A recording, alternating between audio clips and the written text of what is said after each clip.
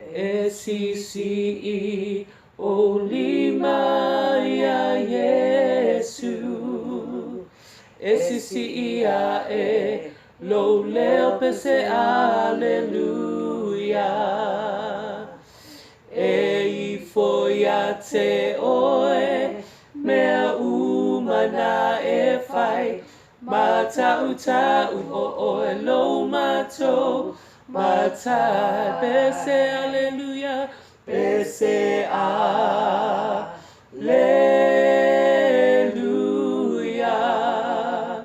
pese aleluia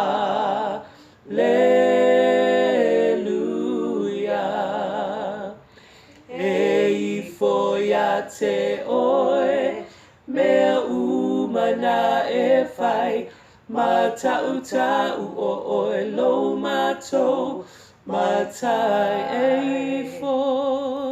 e foi a te oe mea umana e fai mata uta o e lo mato matai.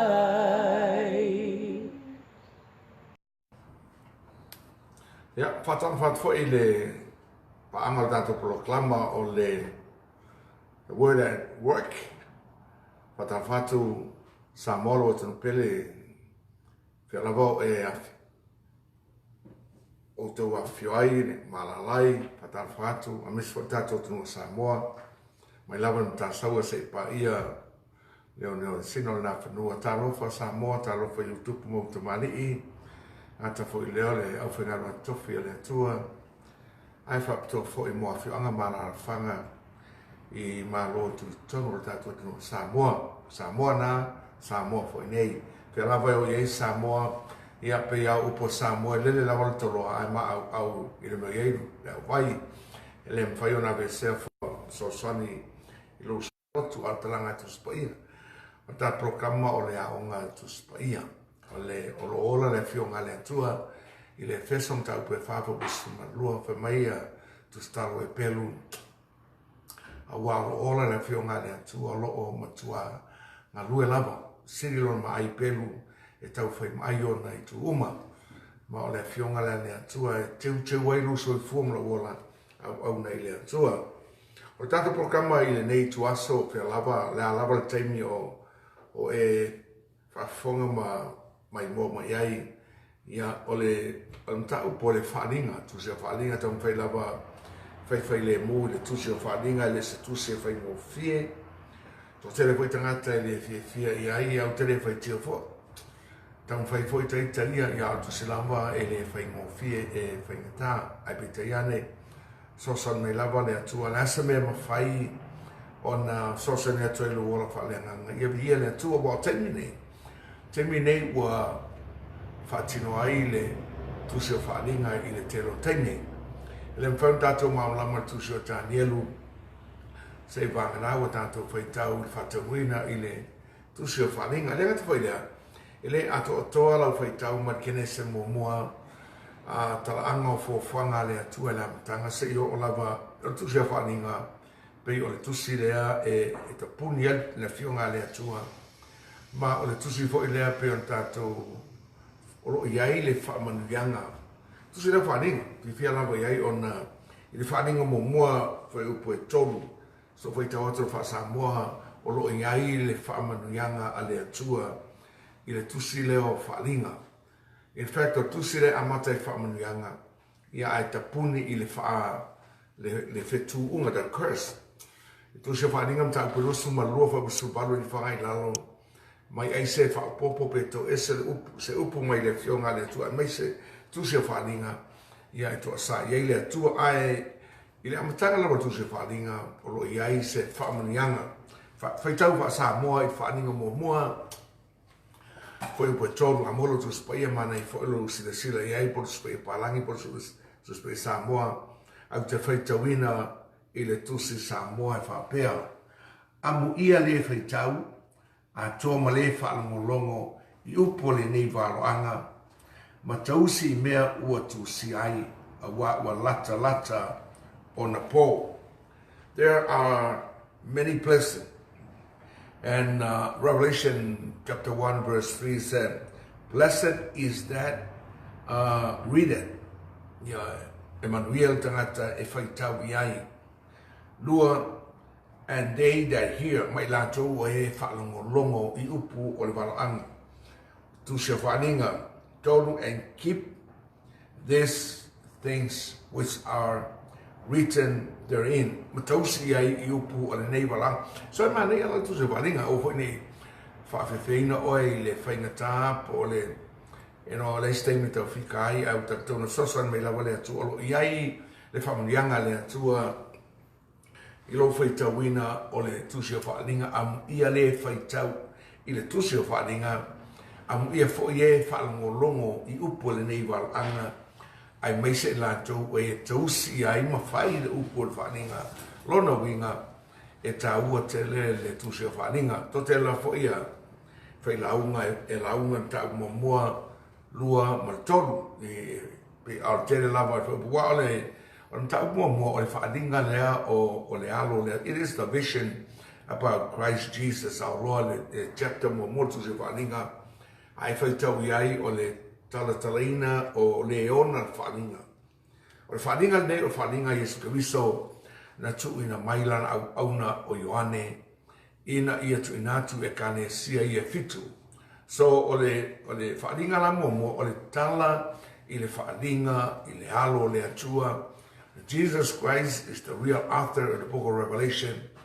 O Ioane le apostolo, po Ioane fo so na tu sia le nei tusi o ia la tu stala a o le ona tu se whaadinga o Yesu Keriso, le halo, le atua. Au ne ngalo ina ua sawaina le kalesia I ona teimi of whaiwi o le kalesia te mio fai au Ioane le apostolo I Efeso le kalesia Efeso ma o ia foi lena o le toe so o lea in fact o le Paulo so o nauti I lo nauti e pei a natural death just job o Ioane a to tele lava na tau te malama iai ia e matautia lava mea na fascioti ai le to tele le au so Ioane foi lena lafo atu I tono o le o ngā umu soau bebela ia asawani mai whafo.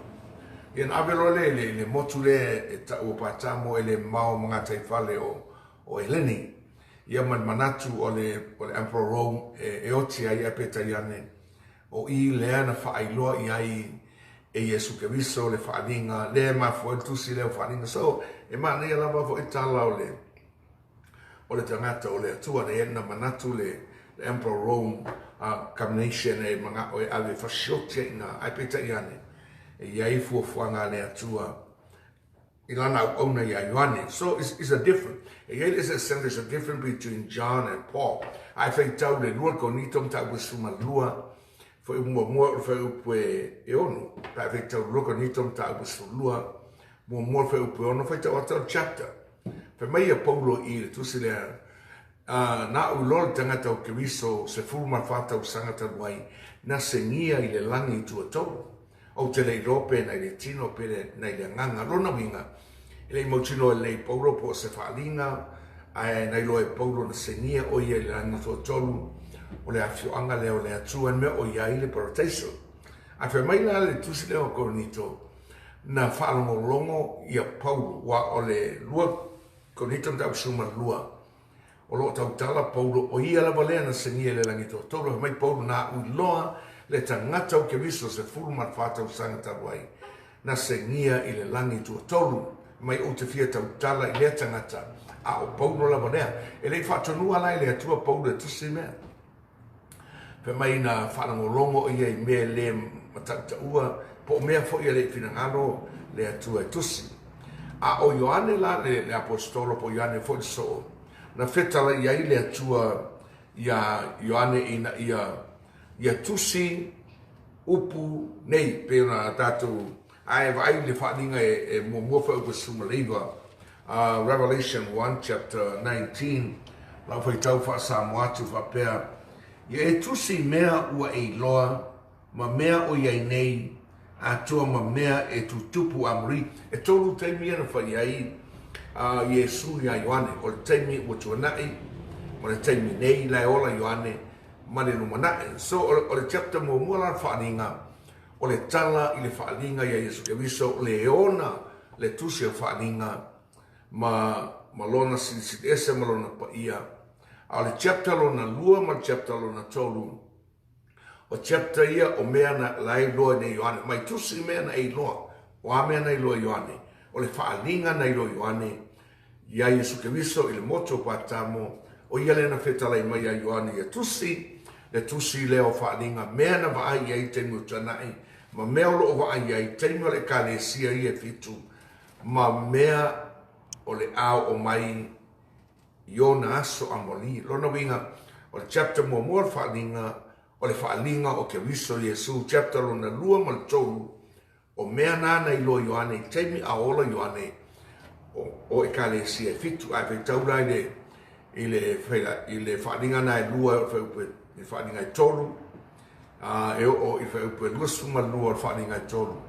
O chapter na e tolu e whakapitoa lava mo e kalesia fitu. Na e te silafia e le kalesia e feso e le kalesia e le filate whaia sarataisa porakamo ma lautakaia pe ona tatuta no airisi aso e kalesia na e fitu. So o teimi na au soifua Ioane. Ai mai chapter 4 o i le chapter lua suma lua o le tusi o Faaaliga. O mea ia na whaari a Ioane, o mea o le ao o mai. Te tawhi mai, o le Faaaliga mua, o le Faaaliga i le tala, po le Faaaliga ia Iesu Keriso, le alo, le atua, o le ona le tusi lea, o le Faaaliga na whaari e Iesu ia Ioane. Mea taimi na watea.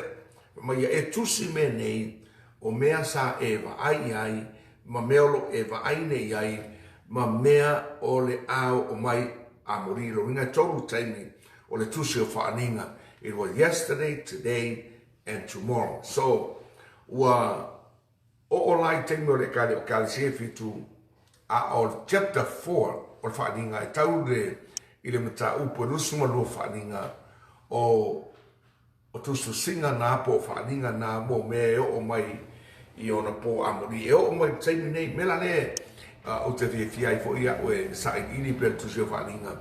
A wa a tatou le iloa me o i Faaaliga, tatou te le iloa me o tupu i taimi nei. Wa ua tuna i atu taimi peno fai atu. O le tatou te iai nei i dispensation o le kalesia munmuri. Mai le afe iwa salau e o mai i le toe fio mai o Iesu. Ia o taimi na o le kalesia lau takaia. Ai pela no fai atu o mea umaia le alu nei mai le unga le kalesia o mea o ilumanae. Ma o le tusi lau Faaaliga pero no tatu tano fo elisa so e pei o se ie fo ile ua ese mai se mea na ufiufia o whaailoa mai. So the book of Revelation, in other words, things have been unveiled. Ua ese le ufiufi ai whaailoa mai palo anga o le whenga inga tuai pela no tanu atu i le tusi lau Faaaliga. So e tāua tene la ia mea tusi o Faaaliga e peo tātou whanangolongo i ai i teimi ole e kalesia. Mai e tēnei tau Faaaliga i tūlanga lawa rea e tolu vaenga o soifuanga o Iesu. O le vaenga mua le tau mai ai whaitau ia i le tusi leo Faaaliga e te whaitau ia i le amatanga o Iesu i le Faaaliga lea o le ofisa mua Iesu o ia o le perfeta mai e tēnei tau i sa tauro o Iesu o ia o le perfeta. O ia perfeta na te silafia i ngā luenga Iesu sa walo ia po Iesu le te lo mea e mai sa tauro e o ilona toe fio mai le taimi nei tātou te iai o Iesu o ia o le whai tauranga sili. Ai mai lona toe fio mai e o i le afe tausanga, i le unga le afe tausanga o Iesu o ia o le tupu. O fisa i o Iesu sa whaamanatu pea manatua fōi ao ina ua pepe Iesu. Na watu lau mākoi mea alofa e tolu.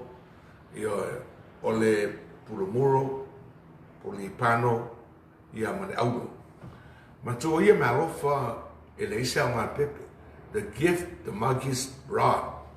O mea alofa ia na mai e mākoi. E leo ni mea alofa e au ngā mo pepe a o whanau Iesu. Te maua i le luka mtau puerua pe a whaita ei. O mea alofa ia na po le mātai o fōi. Mātai o lua mwhai na o nei whaitau iai. E te iloa i nā o mea alofa ia na o atu mai au mākoi. O le mea alofa mua o le puluri pano. O le mea alofa lo na lua o le pulumuro. Mea alofa lo na tolu o le aulu le lei. O ia mea alofa e le se mea o ngai pepe. Mantua ai ave sau mea alofa i se pepe po se shawa. Ia te ave spalanke ke pepe po se alunga po se moenga le pepe. Ia maa sana. A o mea alofa ia na ave mākoi whanau mai Yesu. O mea alofa whaawaloanga. The gift that they gave were prophetic gifts. O le mea alofa mua o le pururi pano. E tau atu le rolangi o Yesu le pepe le whanau mai. O ia o le whai tau langsiri. O ia o le whai tau langsiri. Peo tātou malama iai. Lona lua o le mea alofa lona lua o le purumuro. Purumuro o le purule atu lala ia tino tangatauti. E tau atu ai o le pepe leo whanau mai e maliu e peo na fua foina e le atua. O le mea alofa lona tolu o le aulo lei o na afale o tupu e mawai aulo e tau atu ai o le pepe la whanau mai o ia o le tupu o tupu. Pelan tātou tala no matua la i le taimi ua mawai atu o Yesu o le profeta. Sa ta ua e Mose il momote il tuso te nome se fulu marbalu foi busulima di fora inalo. Foi atu ya Mose, foi atu le atu Mose e per me Mose e fatu e foi atu ya Mose fatu ina fo ia le atua se tase pe o oe mai to tonu o le no Israel. So o Yesu la his first office was a prophet, then a priest, and then a king. Pelano pe atu wa mawaiatu la le tūlanga wha perfecta o Yesu ai leo tatu e nei le tūlanga wha whaitolanga siri o Yesu leo lo no fonei le tūtau matau le atua o lo whautua mō tātou ai o lo manai le waitaimi e ai Yesu matupu e moni whanau mai o le tupu ai le tupu a Yesu whato a tupu Yesu i le a matanga o le afe tau sanga manatua e tu waelo Yesu i lunga o le maunga olive i lona toe a fio mai o lana mea fai mo mua lava i le matai o rusu ma lima o le whamasinonga o nuko malo pe me sirafia malo oti ma le malo ma moe so ai mo so fai tau a umalonea i nau tu vai Yesu o le alafo satani i le toe e le ngata e tā ofi ai mo le aso whamsino. E le ngata la satani e whapea fo'i a ngelu na turi mai e le atua mai langi. I le yuta, i le whai upo e ono o ye whapea o angelu fo'i na le tā ofi lo lātou mamanu i le mea na lātou no nofo ai. Ua tā ofia le atua i mai au me le aso whamsino se i whai al whamsinonga. Mo foi le lua pe tenu tau pe e lua fa pe fa o angelu ia na tuli esa mai langi to tele o angelu lo tau fia i le atua i mai au a mea i le toi le ngata e tau fiofi e nasa i o le unga o mea uma le atua ona fa masino lea o tangata e oti o lo latu te ia Yesu fa pe fo i la angelu ona laforo lea i le malai e whaamau. So, o tusi la whaadinga o se tusi e whainga tā ai maali e fo. O lona maali e tātou te wawa iai i proklama le atua wa uma o na whaatatia mo i tātou. Proklama na fua ma mau i le atua. o te manatu e au ngā fo e whai fo i ona whaasino i upula Jeremia, I have a plan for you. God had a plan for mankind long time ago before you were born and I was born. O le programa le atua ua leva o na fuafua mo le tangata soifua. Mena lepe no whai atu au ngā tuse whaninga. Tātou te loai po a mea ale fuafuanga le atua i le lorangi o tātou no whai o mai teimi nei. Pei ona tātou iai nei lorangi tātou baba i atu i le nei lorangi mona tau maa. So e tā ua la pala le tuse whaninga. E tā ua tele tuse whaninga pe no whai atu. A e le whaitaura tuse whaninga. E tele i o mea e tele o mamla mai. Ia e mo i wae i le wapea mamla mo mo. Faisis, ai pe ona tala mata. O le au ngana tuse whaninga i nei e tātou loa pe na whai atu. Wai na tu se po ai ona tu se whaninga. O le whaninga le atua e ta watu ia Yesu, e ta watu lava ia kale si e fitu matua e kale sina pe no whai atuai. O le whe au na i chapter 2 ma chapter 3 na tu inatu e Yesu ia Ioane ina ia whaero atu le kale sia mea o le au o mai o nasa ngatai ia e maise fo i so stangata o le rolangi i fuafuanga le atua le rolangi e pei ona tātou iai. Tātou e niwa i teimi o te siri walo o te siri le rolangi pe no whai atu. E ta tau ona i loa e tangata ke i le feso toru whai upo se furolo o mai ai na o tātou le kane e sia, tātou te loa mea le rolangi. Ma mea o le langi atali, tātou te loa fo i po a plena le atua, pe a tātou whaitau tu spai, a tātou le whaitau.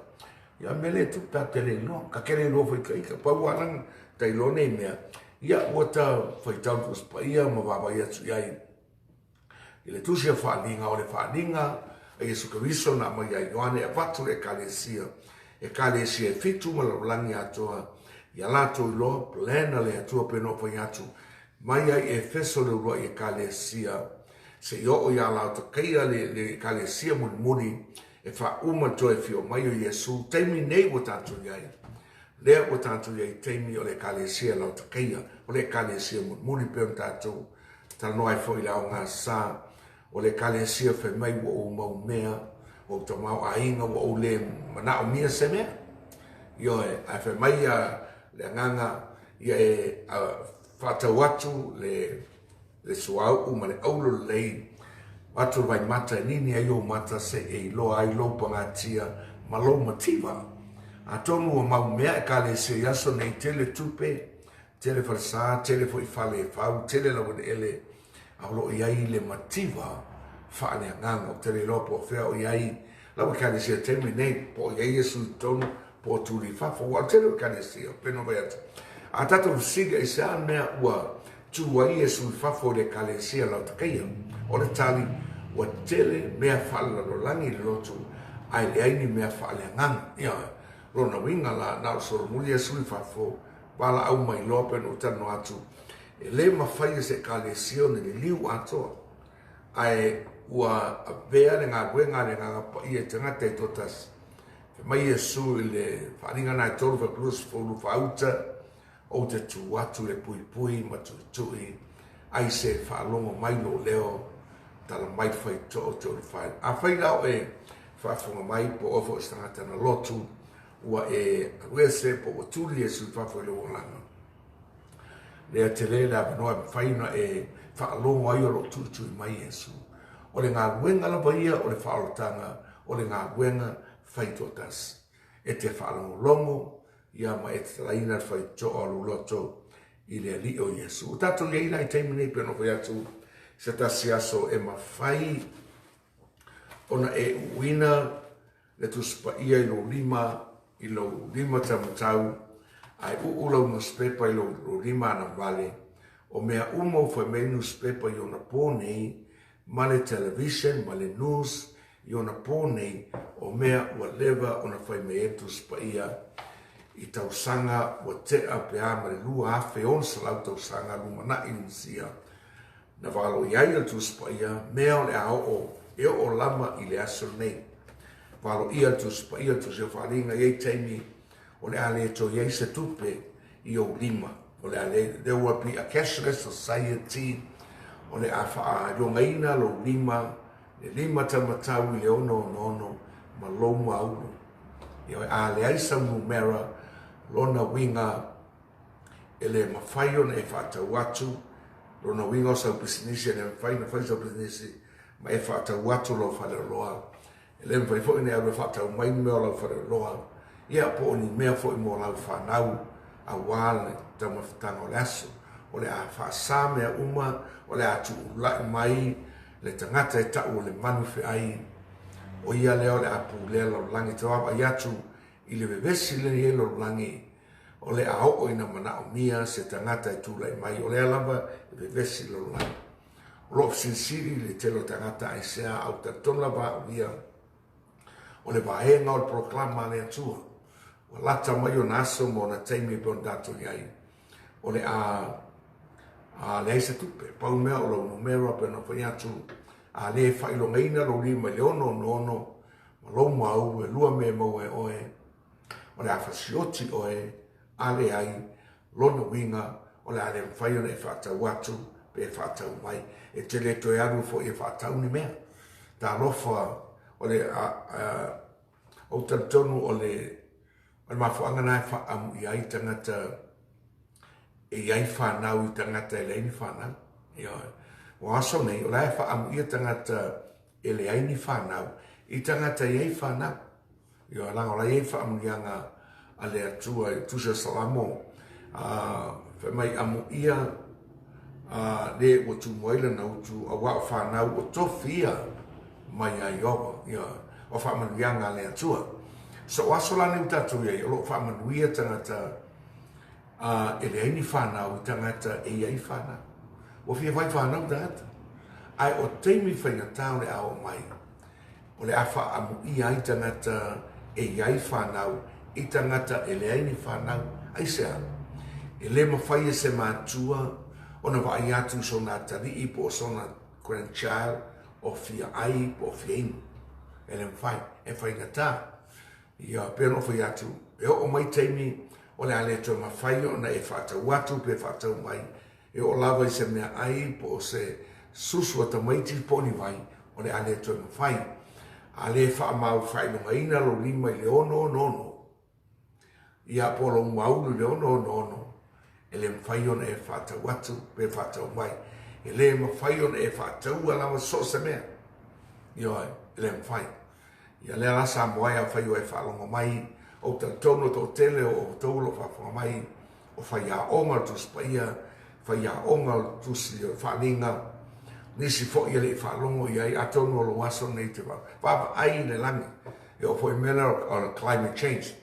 Ia le ai vevesi lo langi, le fo I vevesi le Democrats, ma le Republican, le mafuanga ai lo walo ia Tusi Paia.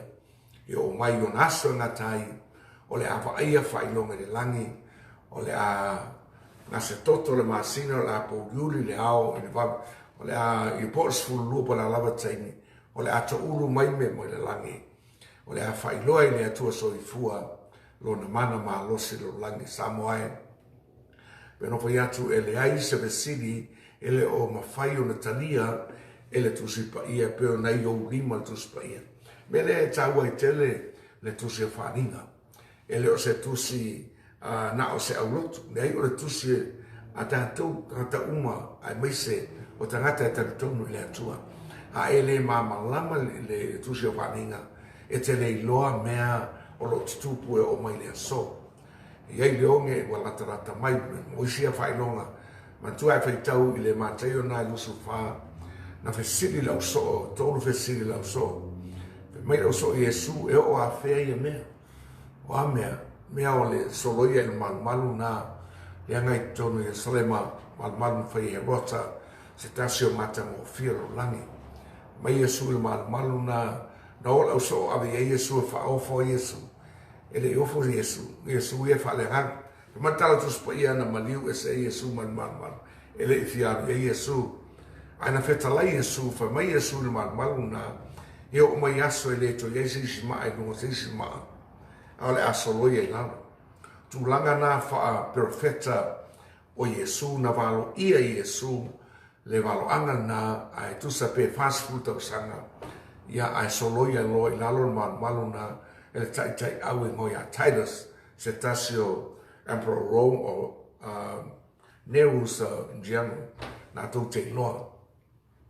Rona rua fisira o so o se as fai longa o lo to e fio mai Yesu malengata angolo lang. I le matai o nā wala rua su manwha a rai whak mo mua whak ue tolu ai na tari Yesu whak ue whawha mai Yesu ia o tau ne wha seina o tau e te setas. Tō tele o mai lo ngoa whak mai o i la tau ke samo hailo o tunu pele. Tato iei teimi i le tō tele o le au Antikristo, tangata perfecta pepelo o lo iei lo langi nei. Nei awe wha tangata o tau aina o e Samoa. Au lea tu spaia le au onga tu spaia. Salama salaus furiva wa salauma lima. O laua fionga o le suru leo vai. So se au onga se au lotu po se kalesia. Yo o fo i le matou e kalesia. A whaia le talawhia ngai ma tu spaia. Aua te muri ai. Aua te muri ai. Whai taua tu spaia e ma whai o na lefe toso inai o e pei o le to tele o tangata. So o tusi la Faaaliga e taua tele. Paule mena a mai e Yesu e whai tau le mateo na lusu whawa pe lima li whangai lana. Pe mai Yesu, watu ina mai Yesu whai longa tātou te whawai ai. Mai Yesu o mai onge, wha mai, o ma fui e lea mea. Ia o whai longa na mai Yesu na tau te loa. Le ngata o mai wha mai ua. Atongo e nai te sa o wha mai a o lewa mai le ai. Au tato le teni. Iei wha mai ua le intong fiti. Pa ua mea fo mai a mai o whala au. Ia, tō tele tangata o whioti. Ona ua ova whala au. Ia, ua whiwhi tangata ua le loa whala au e. Ai latu le fo mai a mai fo mai. Mai whala au fatu. Ia, ese fo ina whala au ala tu reisi a mai ese. Le longa tua ngā whala. Ua tau na tā fo i bai lau. Samoa ai nā te loa. O whae longa ua nau tangata tupe a te watu ia te oe. O tātou iei teimi. Ua lata. O na leto e aise tupe o tātou lima. A o le a whaongaina. Le numero na ono nono. Right now we are using the plastic card. Le tātou te whaongaina. Ia mo credit card. Ai. O le credit card e mawhai o na ngauia. E mawhai foi o na whaaleangaina. E mawhai foi o na duplicate. Si o leanga na o mea. Ai o Saunia le tua le whaamau whai longa. E le mawhai e seisi o na ngauia. E le mawhai e seisi o na duplicate. I ngalanga o le awha. O le atu i te tonu. Nā tua tau loa. O tau whaalongo foi. O tuu chips e kongo rimo. Ngaka mamuau. Le aua nga i elo naki. E uina le tonu tangata tu telo ngata tu spaia ngaka poho. A la ua nga i whaimo tu spaia. O chips langa i tonu. O lo numero na. E mawhai ai o na e whaatau mai i whare o loa langi atoa. A wā peo lau kai. E o mi lau kai kongu i anga i loa lea la i lau kupelpe. Whapenga fo ila le keimio on mangwhi ai. E ku waku lo lima i kongu i a wā la ngei le kua pesa kup. Ma ku waku lo lima i a ku lau mumela. A vai fo i a kipi lo lima seisi ai ngau i lo lima. Wā me ngai o ia. A lai mauro mau. Ai poko kele le atua. Na sira fia le akua isa kei me. E oi ngaka ngau i limo risi ngaka. Ai oe. Au sira fia le akua. Lai mauro mumela lo mau. So e ria la le atua. Wangi e fesiri fo e se ame ua. Ua luai me whae longa ro lima kamkau lo mau. Lai lo le atua sangi ua ngau i ame o. Ia pelanga fai atu. Ke longa pau leo le whamau whai longa. This will be a permanent ID. I will say it's the 666. O le whaitau au whai, o le numera, o le ingoa tangata lea, o le atura i mai teimia, e tau o le manwhi ai. Mantua manwhi ai, it's a, o le ngase upu wale, the piece either speaking about a kingdom or speaking about a leader. So melane e tau e tele tu se wharinga. Whama moe fo i e mōso wa wanoe te whaitau e tu se wharinga. Ia ma e whesiri mai ai pe ke whesiri hoi sesi. Io e a so tu se le la tato peno whi atu. O le wharinga mua mua, ta upu mua mua, o le Faaaliga, o le alo, o le atua soifua o Iesu Keriso, e ona le tusi o Faaaliga. Ia, Faaaliga lona lua ma le tolu, ma taupulua ma le tolu, o mea na ilo Ioane, taimi a ola Ioane, o le fe'au e ave i kalesia e fitu, le kalesia i Efeso, e tau le kalesia la takaia, lea ua tātou iai nei, i le kalesia o lau takaia, nā te sila pia. O lo iai manatu e kalesia o mautupe, lo iai manatu le kalesia o tele, iai manatu le kalesia o popoto, ia, ai, o le toe kalesia na o lo tātou iai, mea whanā tātou ai, le kalesia fo le la takaia, o turi e sui fafu, wa ailau e kalesia, wa ailau kalesia pe na o se, e kalesia e whaipere ngā kupe masu ai mea tangata, a ua le aise amtu spaia, le aini tāpua inga, ua le tāpua i tangata, ua na o na whai o ngā ruenga le kalesia, a ua le aini tāpua inga, le aini whono tataro, le aini a otu spaia, le aini sa ili ilinga i whinangaro le atua. A e vai atua i lau kalesia, ua tele mea whalo langi. Ia, ka iro iai, e pule oe, a lau ngatara, ua tātou iai temi, ua mana nei a whanasa, tele tupe a kalesia, tele whanasa, tele whale, a whalawalawe ua ngao, e whiororo ngao tangata nung a ole ngao leo langa whale nga. Io Samoe, ua tātou iai temi, o le inga manaia, lo a matan whaitau Tusi Faaaliga. Peno whai atu, chapter mo mua, was salvation of Christ Jesus. Chapter on the lua maltolu, it's the message to the seven churches. Take me now, lai ola Ioane. Chapter 4 to chapter 22 of Revelation is about the future. It's about the future. O mai lava la te mine o lo o valo ia pea tu spaia. I le chapter su maltolu tu se Faaaliga na te whaitau iai. Iai man fe ai man muli na tu lai mai sami, man fe ai tu lai mai le ele. Ia ma e whaitau tele atua i nā a ngai lalo. Ia le a ngai nai lumo o teimi o whainga taro langi nei. Ma peno whai atu. E lem whai ona e loa mea o tupu i teimi nei. Tele leonge la au mai. Mai le atua. Ma ele ngata i leonge le fionga le atua. A mosa nā walu whai upo se fulu maltasi. Whetalai mai le li o Iauva tu inatu le nuu. Leonge, e leo leonge le fia inu vai ma le mea ai au leonge whaalango longo le fionga le atua. Leo tatu le leonge. E leo leonge lai len tu spaia a o leonge whaalango longo. O tele tu spaia a o le lau gaina tu spaia o le whaia o ngā fōi tu spaia a whai tū lao la unga whai whiau whai mai wa umi tele. A haludanga te pre tupe e li mai tū lao la lava e makamaka TV fōi. A mata watu atu o lo tātou iai leonge whalenga. O whaura lai whala sai tu spaia, whaura lai o tātou aina tu spaia. A whaura blabe. O le o mama lama tangata i le tu spaia. My profeta o sea o whanoro, my people are destroyed, not because not having Bible, but the lack of knowledge. O le ma whai o na lātou i lātou le poto i le atua, ma le loa o na teinu tātou iai esa, wale ese tu spaia Samoai. Aua ne whetoso ina oi ta tonunga lo wheo i nei. Ma fua ne whetoso ina oi lea tu inga lotu, ma lea tu inga lotu. Ona o lo le whaitau tu spaia. Ta sia tu spaia, lea ngā kusi paia, e alan tu tau tu spaia, ona e paia le ona le tusi. Sa tala noa whika was fitu e ngoi a spai marisi ka la inga o aku. Ka lai whaleo le. O le toi ina sa fitu, whaiki awas fitu sa sesu. O spai wa levo, whaisi levo.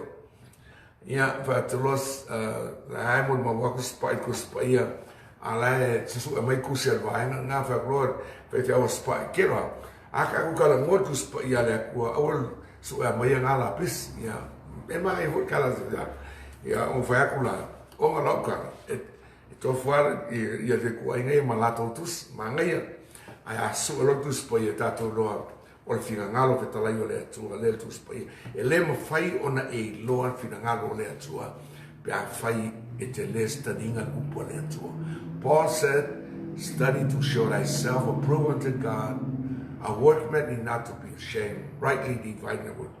E tau whai a vea o ma leo fia ma iei le atua o le whai ngā ruenga, e le ai se me mai na te vai vai tonuina lu fai so teimi mole fai taulo tu Paia haru no tu mapelo tu Paia ile a onga pole la nga wenga ave tu Paia tu se walinga o lo iai famne amu ia le fai tau tu se le wala amu ia e whaalongo i upo nei wala amu ia la tau te fai tau ma fai ia mana ana wa lata mai wa lata o na taimi Samuel o tino vai so taimi fai tau tu se Faaaliga tato wo ai Faaaliga nei vai taimi pe no vai atu fifia fo e sai di pe su se Faaaliga ine fai tato wo fa ta se emaneia lo fai tau Faaaliga mo mua Faaaliga lua Faaaliga tolu o te lo o mo ne fai tawina a mata Faaaliga fa ta tala lo fa mo fai longa na fa o tusi o Faaaliga o le tusi o fa o yo e ta o tusi 777 le sile ngwa o tusi Faaaliga e fitu lotu fitu ya fa mo fai longa fitu i linga pu ya fitu ya ipo to sa ya fitu me fo ya na fitu tusi Faaaliga so Maria fai tau tusi Faaaliga like I said chapter 1 chapter 2 and 3 o meanga leu kavainga chapter 4 le amata tala fa mau fai longa ina fa na tania Ioane le motu il Faaaliga lima and fa mai la ngelu Ioane au tani wa o malo le ona le tu ainga o yuta o ia le na talaina fa mau fai longa ina tapuni e tanielu fa mai la nganga ya tanielu sulo fa me fa o tanielu e tapuni e tu sima e fa mau fai longa se yo na po o le u le ala tatu le unga le wa mata na ta o ina tala e fa mau fai longa o Yesu le alo le atua e ona tu ia le o le tu se Faaaliga chapter 4 anga i luma o le talaina fa mau fai longa e fitu so ai mai ni nga pu e fitu so ai mai poto sa e fitu ia o me se si le fitu ai me tau le Paia ai fa manuia le atua e lau fa konga sa moa la fo se upo tangata o le o leila fa fonga mangalo tangata al upo ai le atua e sa le al upo le atua nga mo oi e nga fo e mo Paia so mai le atua lona nga Paia na te fa wau nga wenga le mai a tangata o mana sa moa na tu le upo le atua no swafo Yesu Sauni Tuito'elau amen.